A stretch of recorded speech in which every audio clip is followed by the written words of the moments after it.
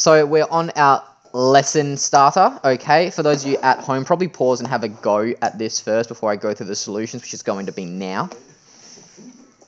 So for the first one, we've got state the domain and range of the following functions. So we have to think of what the function is and what it can't be. Okay, so we've got that square root there. What does that mean that the function cannot be? Negative. It can't be negative. So if the function can't be negative, we need to try and find all the values of x in which that will not be negative. One easy way to start is factorize it. So it's going to go to the square root of. Can anyone factorize this for me? Colton, what am I going to get? X plus X plus 2 and x plus 1. All right. So what are the factors of 2 that add to give 3? So it's going to be x plus 2, x plus 1. Now, we know that that cannot be negative. So we know that this has to be greater than or equal to 0. Well, the easy way to figure that out is figure out the values where it will be equal to 0, and then they just have to be bigger than it. So, the values where they're equal to 0 are going to be what? -2 and -1. So, therefore, x has to be bigger than -2 and -1. Alright, so we can say that the domain, so I'll just say D for domain, is that x is an element of real numbers, but x has to be greater than or equal to, and I actually only have to put one of these numbers. Why do I only have to put one of the numbers, Ollie? Because it's small and it is 1. You can't put -1 because -2 is... Yeah. If it's bigger than -2, well, that includes -1s. We don't have to put -1 in there as well. X has to be greater than or equal to -2. All right? For the range. Now for the range of the functions, what is it going to mean? So we know that y is an element of real numbers because x is an element of real numbers. But what are now going to be my restrictions on y? Patrick? I'm not sure who you meant, but just a question on the last one. If x equaled -2, it's still equal to 0, would it not? Yes, but it can equal 0 because you can take the square root of a negative number. Yeah, so if it... Oh, greater than 2, my bad. Yep. Sorry. No, it's okay. So now, what are the restrictions on our range? What can our range not be?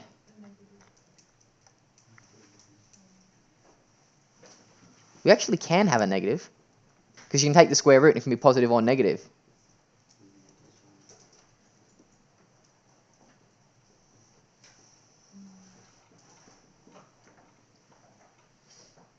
Any ideas? It's actually none. It's an element of real numbers. There's no restriction. You could say it has to be... Actually, no, there's no restrictions. Apologies for the bell. Next one. Again, we have to think of the function and think of what it cannot be. So what can f of x not be in terms of the denominator? Denominator cannot be equal to 0. We can't divide anything by 0. So that's the determining factor of that function. So we need to look at our functions and try and pick out the elements that we can work with that we know they have to be different or they can't be something. A denominator cannot equal 0, so that's what we work with. We'll factorize this part. So Talia, if you factorize x squared plus 2x, take 8. Is it brackets x minus 4? Plus 4, take 2. Yeah. If it was minus 4 plus 2, then it would be a -2 here, but it's not. It's positive 2. It's why it swaps them around. So now the values where x would be equal to 0 is that x equals -4 or x equals 2. So now for the domain of that function, it's everything except those two numbers, because you can't have those two numbers there. So for the domain, x is an element of real numbers, where x does not equal -4 or 2. And so therefore for the range, if x is real numbers, y is also real numbers. And what can y not equal? Y can't be 0. Excuse the pun, but why is that? Why can't y equal 0? Because there's no way we can divide 1 by anything to get 0. It'll come to me, it'll click. Okay? If I put x is -4 into here, right, and then that whole denominator becomes 0, well, then it's an undefined number. If I put 2 into there, it's an undefined number. I can put any other value of x into this function, and we will get an answer, because 1 divided by anything will always get me an answer. We will get ever so close to 0, but we will never actually reach 0, because we're dividing 1 by something. Yep. Yeah, it asymptotes. If I was to graph that, it would make an asymptote. Question 2. Given the function f of x equals 1 over x, state the range given the following domains. Okay? First of all, 1 over x, what graph would that give me? What's that called, Ollie? Hyperbola. Yeah, it's a hyperbola. Hyperbolic graph. So we know the domain of x is that x has to be less than 0. If x is less than 0, then let's talk about what y will be. It's going to be an element of real numbers. But what's going to happen to y if all my x values are less than 0? What, Armin? They're all going to be negative. 1 divided by a negative number will always be a negative number. So y also has to be less than 0. And that's the range for that function.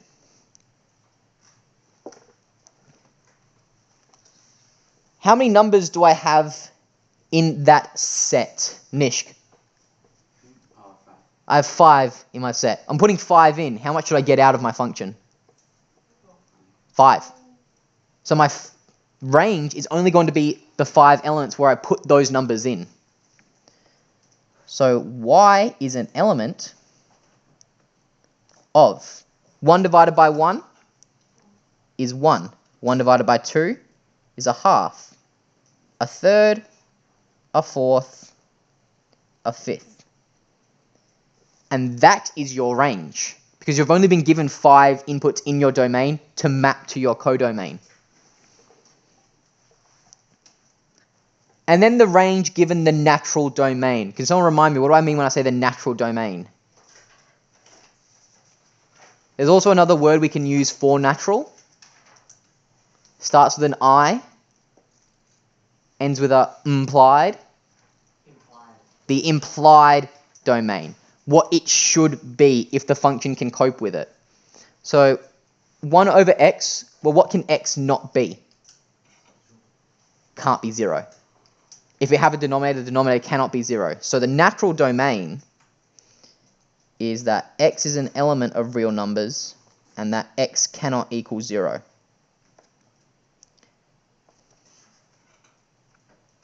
So our range is when x isn't equal to 0. So what does that mean about y? No, guys, not all at once.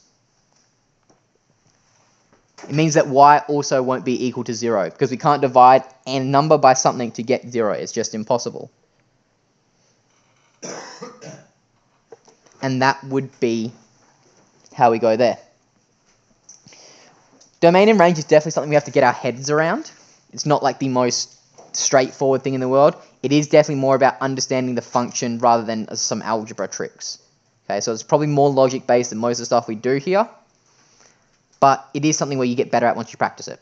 So just get used to that while we're going about it. Any questions on any of that right now?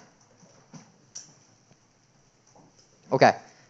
So course information, calendar, just for you guys at home. This is where I'm going to be organizing everything from now on. So you click these links, it's going to take you wherever you want to go. If I click onto there, sorry, wrong one.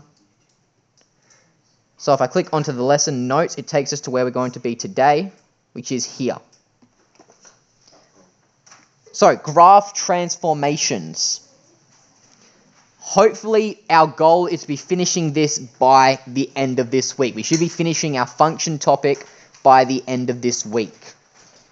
Now, there is a lot in here because it is quite investigative in terms of the steps that they take. And some of us should already know some of these functions and transformation type things because we have been talking about them all throughout the topic. So we can kind of get a hand on some of them, but some of them we might need a bit of help with. Wrong fella.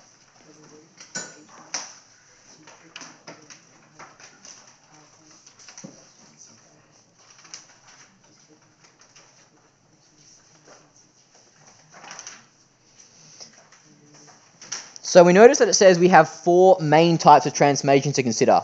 We have a of f of x, we have f of b of x, we have f of x takes c, and we have f of x plus d. They are the four transformations that you need to know. You don't need to know anything else in terms of this topic, okay? It's right there. And each of these do different things to the function. All right? Now, f of x can just be any function though. It could be a cubic, it could be a quadratic, it could be a quartic, or whatever else we want to be. But all these transformations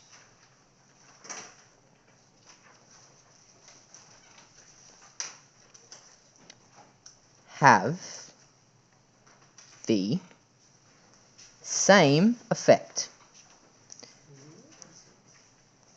They have the same effect on the graph. It may look different, but they have the same effect on it. For example, let's talk about this one here, because I'm sure we all know what that one does. F of x plus d, what does that do to a graph? Translates it up or down, all right? So they may look different, but it's always going to translate the graph up or down if it's just that. Now, we're going to combine a lot of these transformations together by the end of it, so it won't just be that. But it's good to know step by step what each of them do. Oh, sorry. Should I stay there for a sec? Nope. Okay. So complete the table below if f of x equals x squared. So first thing we should probably do is just figure out what the value of f of x is at the certain x value. So if f of x is x squared and x is negative 2, what am I going to get, Armin? Talia at 1? 1. Mav at 0? 0. Okay, and then 1, 4, 9. So now we want to find out the f of x value when we add 3 onto it. So this is going to be 4 again. 1, 0, 1. This isn't the final step, this is just me putting something in.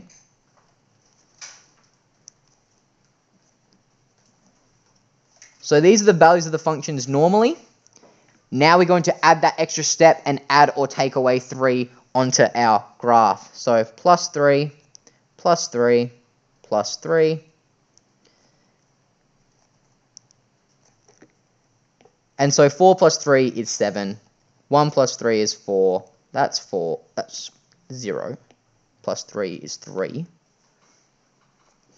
4, 7, 9. And that should be 4. Sorry. So we've got all this. What? Oh, yep. Oh, on an absolute tear today. 6, 6, 4. So what has this transformation done to the graph? What else have I done, Ollie? 3 squared is 9, plus 3 is 12. Oh my god. You understand? Crumbling under the pressure. So what does a transformation do to the graph? We move up 3, yeah. So we move up 3. Next one will be if we're taking away 5. So let's go yellow. Take 5, take 5, take 5 to all of them. And then hopefully I can do my simple addition and subtraction right this time. 4 take 5 is negative 1. Negative 4, -5, -4, -1, and 4. Alright. What does that transformation do to my graph? Hannah. Yeah, we move down vertically 5. So move down 5.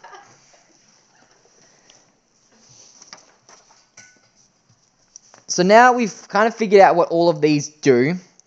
Well, now let's scroll on. And we have the 3 graphs up here. And we want to try and match each graph to the equation. Well, x squared is just going to be our normal natural one. So that's going to be that graph B. That's y equals x squared. And I'm just going to put there no change. We haven't done anything. That's what our natural function should be if we haven't transformed it. And now we need to try and figure out what the other ones are doing. We just said plusing 3, add 3 vertically, moves it up 3 vertically. So A is that red one.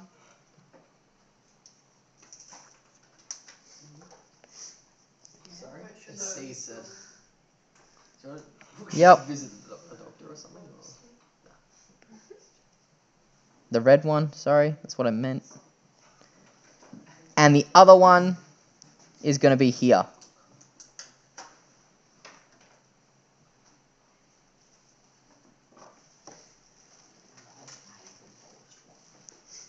Again, same sorts of questions. What does it do? It goes up 3. It goes down 5. So we can now surmise that adding a constant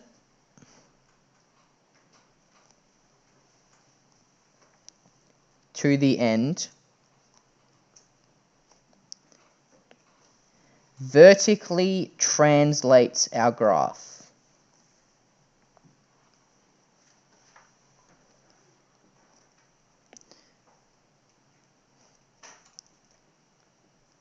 So when we add a constant to the end of a function, f of x plus a constant value, it translates how much that value of the constant is. If we add 8, we move up 8. If we take away 4, we go down 4. That's the simple types of transformations for those ones. The next question says, state the coordinates of the vertex on the graph of each of the functions below. What does it mean when it says vertex? We touched on it a little bit last week, Armin. Yeah, it's another way to say turning point. So when I say vertex, I mean turning point. So what's another way I could find the turning point? Well, what's the normal turning point of x squared? 0, 0. And if the normal turning point is 0, 0, well, what will be my new turning point after the transformation? 0, 8. And for the next one, we can probably figure out the same thing. It's going to go to 0, -10.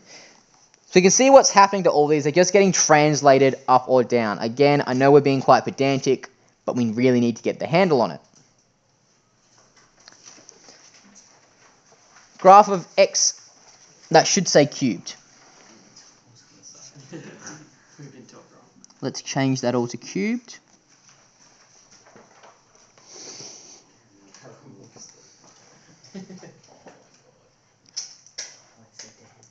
And let's label that one green. We're going to write that function in green. X cubed plus 5. Now this is where sketching comes important, okay? What's the one point we really need to make sure they know that we go through it? Point of inflection. It's going to be right there at 0, 5. This is where it becomes important to label your graphs, because when they ask to translate it, you need to know exactly that you have gone up 5 or up 6, or however many it's going to be.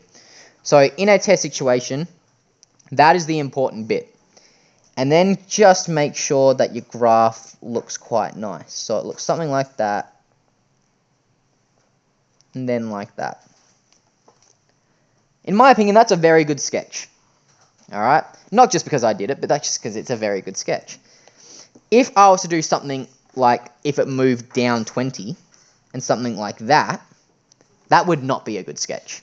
Okay, it just doesn't follow the graph at all. All right, you'd probably get 1 mark because it goes through the point of inflection, but really not even. So just make sure you're really careful with how you do these. Armin? Well, I was going to say, would you get a mark? Probably not.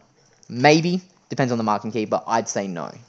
Do these graphs stay parallel all the way? Like, as in, do they keep the same distance? between Yeah, each other? that is really, I will always try and take the same distance, but it's give and take a little bit. You know, like it's always going to move. So yes, to answer your question, in theory, they will always be the same distance away from each other, parallel from every point. Okay. But in terms of sketching it, we're not going to be pedantic if you're a little bit close there and a little bit further. I would have actually gotten close. It's the line is how I would have sketched it. Oh, no. Because you're moving the entire graph up. Yeah, that makes sense. And then other way around, take away 10. The important point, again, inflection, 0, -10.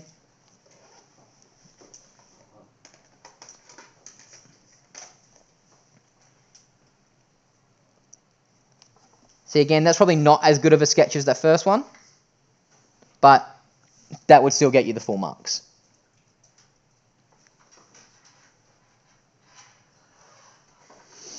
Hyperbolas. The graph of 1 over x is shown below. On the same axis, we need to draw the hyperbolas +2 and take 5. Now, for those of you who have OCD, like me, this is going to trigger you because it's really bad drawing 2 of them on the same graph.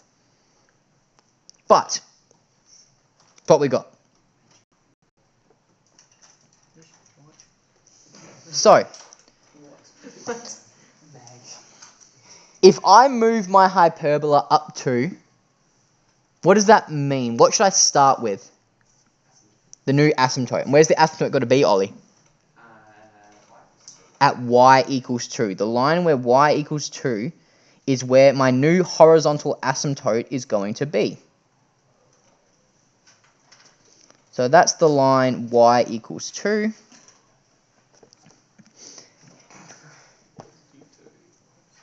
And again, important thing I should probably talk about is 2 points. What 2 points do I need to consider?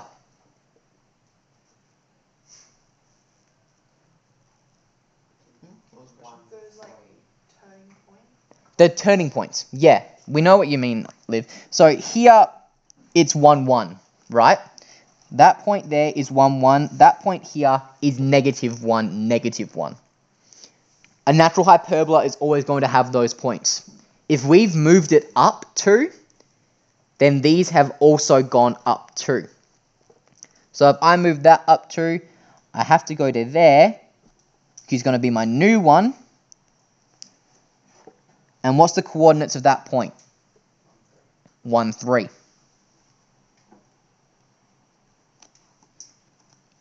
Other way around, go up 2.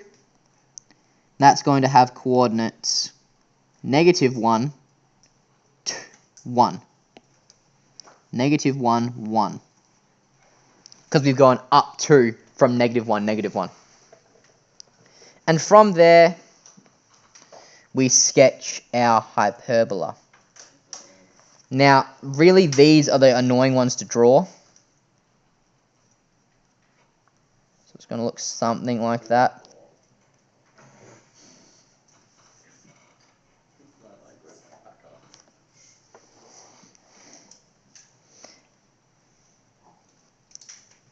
Where should they vertically asymptote at? At x equals 0 right now, because we haven't moved it left or right at all either. Okay? Now, I'm not going to do that second one just because I'm not writing any more on that. It's going to confuse way too many people. But it's just going to move it down 5. Okay, we can all see that. The new asymptote will be at -5, and then you just work from there. So, Yes? oh yeah, I put it to the calculator. Scales. So, yes. If you zoomed in on them, they wouldn't intersect. Just because your scales are getting up and down like that, they're getting closer together. But they're getting close. So. Because the scales.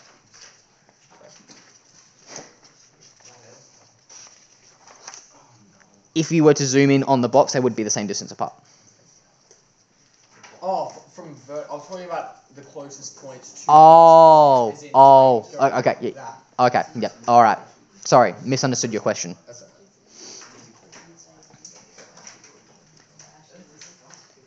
So we can now conclude that f of x plus d is a vertical translation.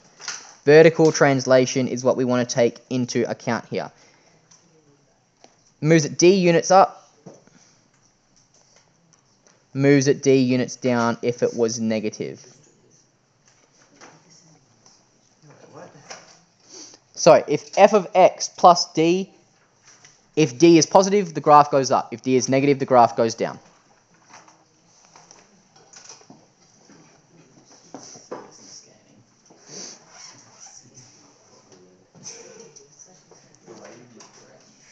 So that's one of our transformations gone, and in all honesty, it's probably the easiest transformation. Boys. So now we've got that easiest one down. Let's go into the ones we probably aren't a bit familiar with. Again, this is just x squared again, so I'm just going to write all the values. Hopefully I'll write them right this time.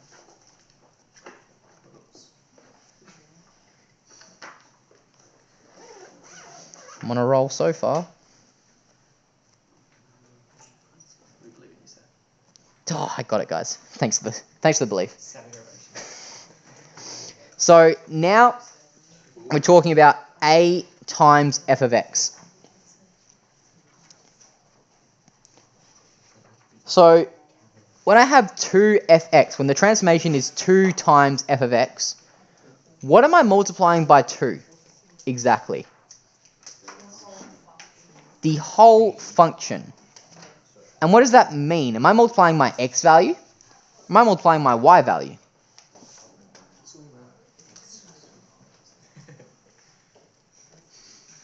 The y value, exactly, because someone said it.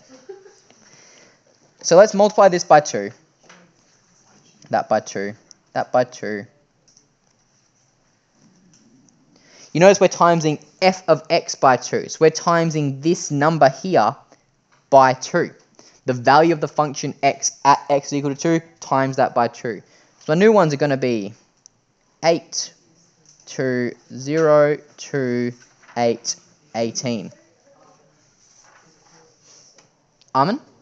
Say if you had a function, if you figured out the answer, would you just times by 2 if it's 2 and a half? If it's 2 f of x, yes.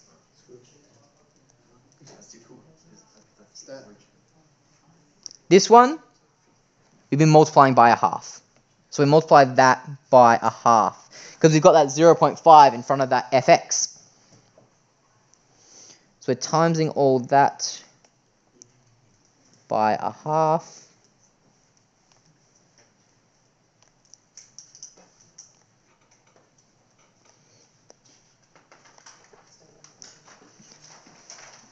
So what's 4 times a half, guys? 2. What's 1 times a half? Yep, keep on. Alright.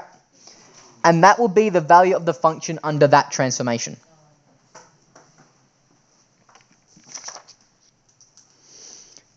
What do we think this is going to do to our function? Dilate it. It's going to dilate our function. What I mean by dilate is stretch it out. It's going to stretch out our function. Alright, so this is the graphed functions below.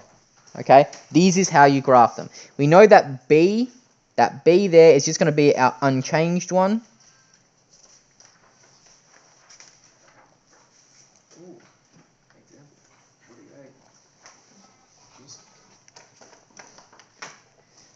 That is going to be our unchanged function.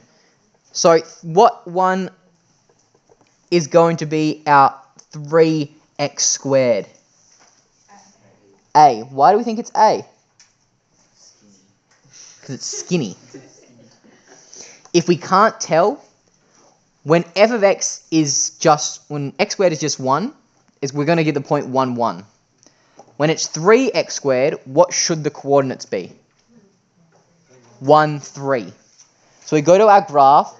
1, 3 is that red graph there. So my graph A, y equals 3x squared.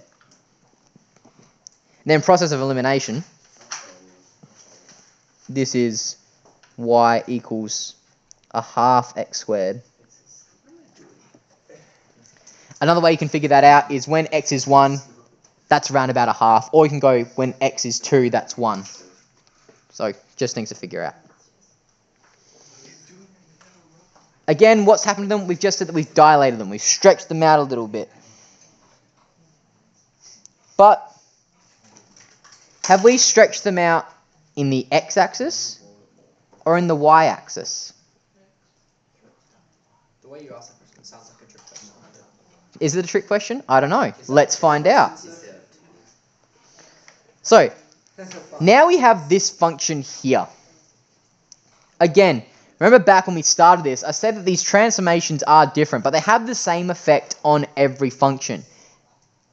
Let's use our vertical line test, because it does look a little bit funny. If I draw a vertical line anywhere down this graph, will it ever intersect twice as far as we know? No. I'm going to go across, it never intersects twice, so this is a valid function. So we want to complete the table below and show what all of these transformations does to this graph. We just said we're only going to change the y value, so we have our x here. Are our x's ever going to change?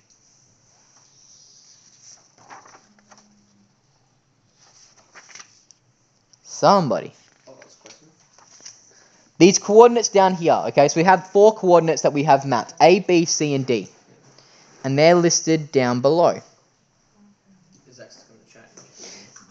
If the f of x, and we go to 2fx, am I changing the y value of that function, or am I changing the x value of that function?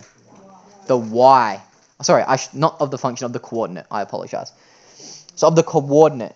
So negative 7 is going to be the same all the way through. That's negative 14. And then negative 4. The x coordinates are always going to be the x coordinates, because we're not changing anything on x. We're only changing the value of the function at that x value, or the y value at each coordinate. So when we go to f of x, what should this be? Math? Negative 2?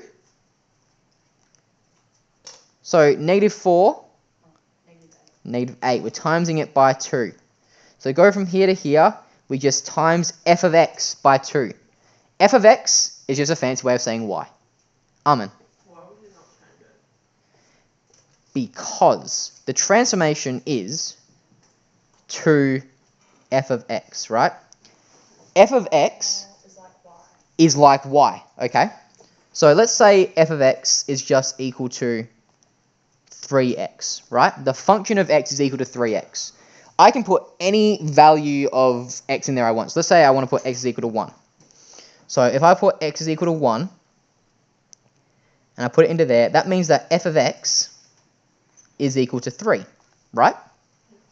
Well, now I'm timesing that by 2. Oh, yeah. So if I times that by 2, it's the same as timesing the y function by 2, the y value by 2, which is why all that happens. So that's why I'm just timesing y. Here it's going to be 4, that's going to be negative 4, that's going to be 8. Other way around now, we have negative fx. So what am I going to be timesing each y coordinate by, Colton? Negative 1. So times it by negative 1, which is just going to swap the signs of all my numbers.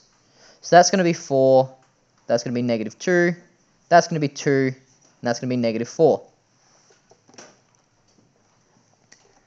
Our next step is to plot these new transformed coordinates so we can try and have a better idea of what these graphs are actually doing. So, negative 7, negative 8 goes to about there, and then to about here, and I'll label that A dash.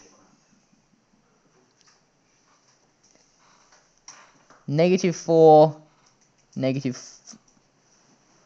about there, label that B dash. C dash is going to be here, and D dash, give me a bit more room, right there. And then I'll connect these points all together.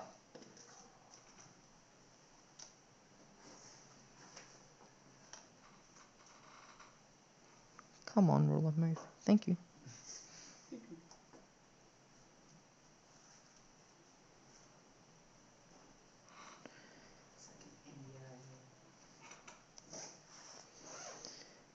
So we all said that the graph is stretched out, and absolutely the graph does become stretched out.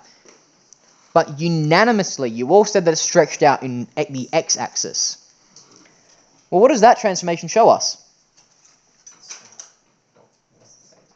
It's stretched out in y. Okay, if I go back to my parabolas,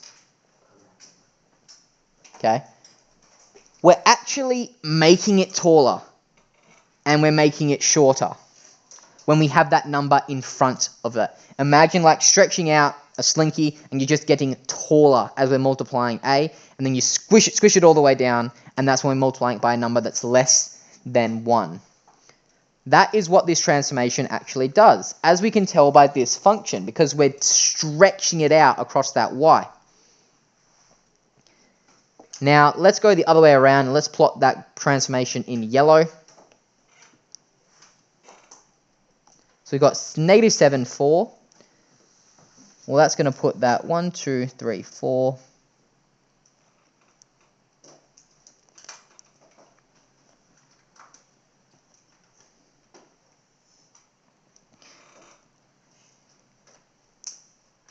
And these transformations have now all happened. And then I'll connect them all again.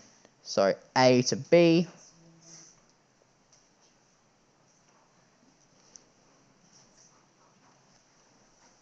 C to D.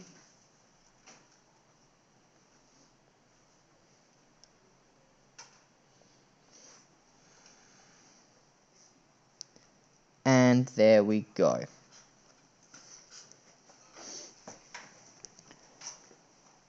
So note that the function in blue and the function in yellow have the exact same shape, okay? Because in terms of stretching it out, we've multiplied it by a factor of 1, and so we haven't stretched it out at all, so it should look the exact same.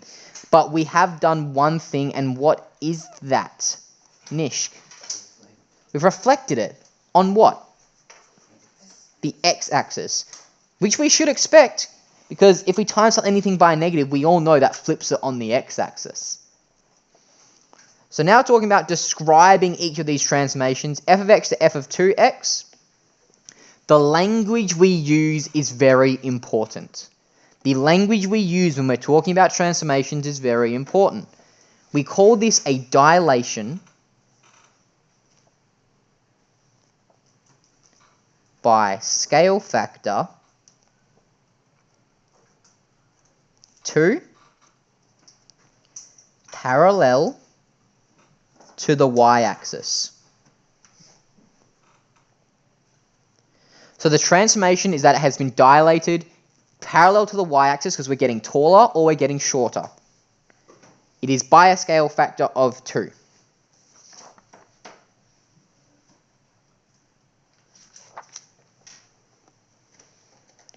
Next one is a dilation by a scale factor of -1 parallel to the y-axis,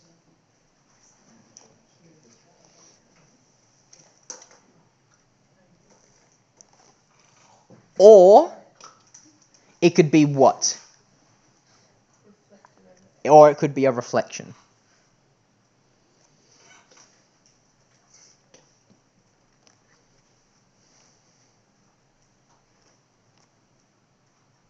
So it's a scale factor of -1 parallel to the y-axis, or a reflection over the x-axis. They're the two things that you probably could write in these situations, but I'd probably go with reflection. It's probably the more accepted way of writing that, because scale factor of -1 in the y-axis doesn't really do anything for us. Reflection, we know what that does. It flips it. And just looking at the next one, we can go through it quickly, and then that'll be it for today.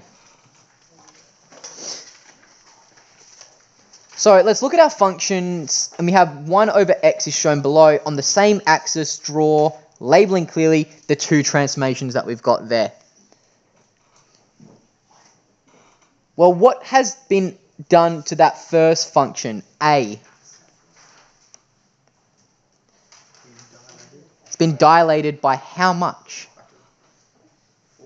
A factor of 4.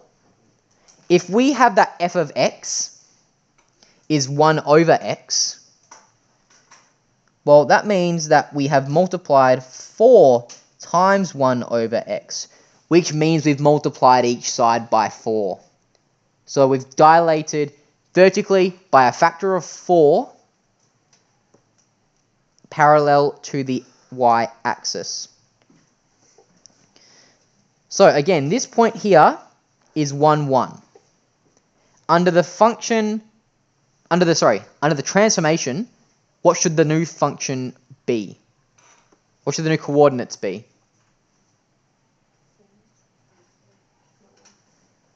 Do we change the x coordinate or do we change the y coordinate? We change the y coordinate, so it's 1, 4. So it's 1, 4. Okay. And now we'll just put the other ones that we know in now. So when x is equal to 2, we know that y is equal to 2. So we can put that there. When x is 4, y is that. And now we can kind of have a general idea of what it looks like. Okay, again, we've stretched it out a little bit. That turning point, that doesn't happen as much. You know, it's not as close there. It's just a little bit stretched out. And it's going to be the exact same coordinates, but negative on the other side. So -4, -1, -2, 2, -1, -4. And then all of that. Pat? Could you relate this as in the point of the turning point? Is that what you call it? The point. I know what you're talking about. Yeah, this point here. Yep. What about it? Could you relate that to the turning point of the second line moving up one for both? It's just because of what we've done. It's not always like that. It's just because the number 4 just works quite nicely. Is it a coincidence that it's 2 times 2 equals 4? It's just a coincidence because 2 times 2 is 4. Yeah. The next one is not that nice. Okay, we'll see that. Okay? And I'm just going to zoom through this quite quickly because we're going to run out of time otherwise. If I reflect a hyperbola, does anyone remember what that does? We flip both of them. Okay? So we're going to have a graph there and we're going to have a graph there. Because it can be reflected in the y-axis, it also reflects it in the x-axis. Just because of the nature of a hyperbola. Pat? What has happened? Has it been reflected in the y or has it been reflected in the x? Both. It looks like it for both, but what has mathematically happened? It's reflected in the x. Okay. Because timesing it by a negative reflects it in the x-axis. Okay. So, and then I'm just going to run through this quickly again. When x is 1, that is now -10. So it goes all the way down here. When x is 2, that is now -5. When x is 5, that is now -2. So it looks like that. And then it would be the same ones here. So this would be 10, 2, 5, and then 5, 2. So we're a lot further away from our asymptotes now, and we're a lot more stretched out in terms of how much that is, and then it's just a lot bigger down here. Wait, no, that's not showing the turning point, is it? Those 2 points you've drawn?